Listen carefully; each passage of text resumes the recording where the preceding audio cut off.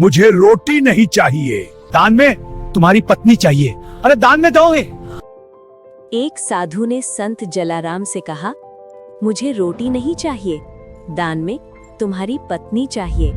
और हैरानी की बात, संत ने मना भी नहीं किया। साधु की ये बात सुनते ही पूरा गांव सन्न रह गया। लोग एक दूसरे का मुंह देखने लगे। ये बाबा पागल हो गए हैं क्या? ऐसी मांग भी कोई करता है? आखिर कोई पति अपनी ही धर्म पत्नी को दान कैसे कर सकता है? ये कहानी है 19वीं सदी के गुजरात के वीरपुर गांव की, जहां रहते थे महान संत जलाराम बाबा और उनकी धर्मपत्नी वीरबाई। जलाराम बाबा का एक अटूट नियम था, मेरे दरवाजे से कोई भी खाली हाथ नहीं जाएगा। हर दिन सैकड़ों लोग आते, कोई रोटी मांगता, कोई कपड़े, कोई अन्न और कोई धन। बाबा सबको देते जाते। लेकिन एक दिन भगवान ने सोचा, आज अपने इस भक्त की सबसे कठिन परीक्षा लेता हूँ। भक्त की परीक्षा लेने के लिए स्वयं भगवान एक बेहद बूढ़े और लाचार साधु का रूप लेकर भिक्षा मांगने उनके दरवाजे पे आ खड़े हुए। जलाराम बाबा ने आदर से पूछा, बाबा बताइए क्या चाहिए? साधु बोले, मुझे अन्न नहीं चाहिए, मुझे धन नहीं चाहिए, मुझे दान में तुम्हारी पत्नी वीरबाई चाहिए। ये सुनकर पूरा गांव विरोध में खड़ा हो गया।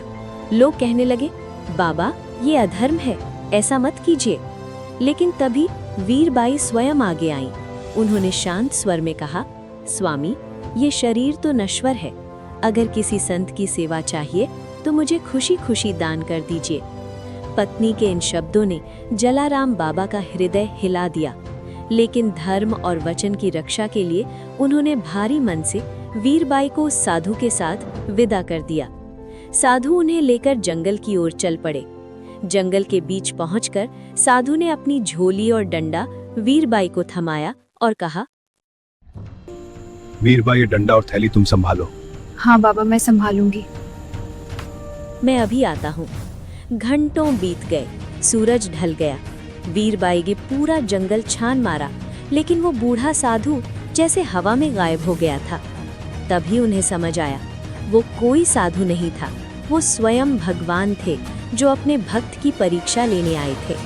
आज भी गुजरात के वीरपुर में स्थित जलाराम बाबा के मंदिर में वो झोली और डंडा सुरक्षित रखे हुए हैं, जिनके दर्शन करने दुनिया भर से लोग आते हैं।